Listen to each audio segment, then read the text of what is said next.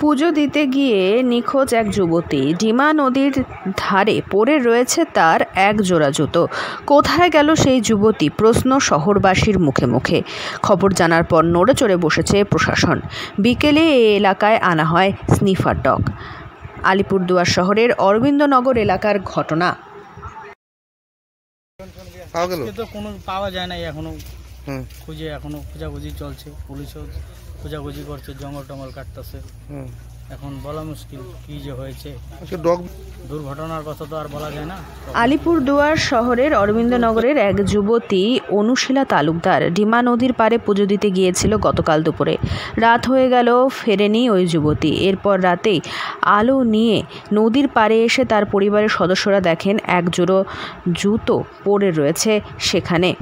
এরপরেই থানার দ্বারস্থ হয় তার পরিবার। পুলিশ এসেও নদীর ধারে অনুশীলার জুতো জোড়া দেখেন। সেই থেকেই রহস্যের দানা বাঁধে। এদিকে মোকাবিলা বিপর্যয় দপ্তরের কর্মীরা সকাল থেকে অক্লান্ত পরিশ্রম করে বারবার খুঁজেই চলেছে এই যুবতীকে। জানা যায়, একদিন কেটে গেলেও এখনও পর্যন্ত খুঁজে পাওয়া যায়নি অনুশীলাকে। অনুশীলার পায়ের জুতো জোড়া আগলে অপেক্ষায় রয়েছে তার বাবা। এদিন বিকেলে আনা হয়েছে স্নিফার ডগ।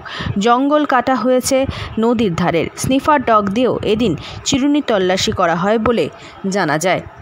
এলাকার বাসিন্দারাও এদিন সকাল থেকে নাওয়া খাওয়া ভুলে নদীর পাড়ে দাঁড়িয়েছিলেন। সকলেই তারা চিন্তিত। এলাকার বাসিন্দাদের মতে, নদীর ধারে মেয়েটির জুতো শুধু মিলেছে, অথচ মেয়েটি নেই। এলাকা দিয়ে মেয়েটিকে ফিরে যেতেও দেখেননি তারা। মেয়েটির কোনো বিপদ হলো কিনা বুঝে উঠতে পারছেন না তারা। আলিপুরদুয়ার থেকে অনন্যাদের রিপোর্ট, লোকাল 18 বাংলা।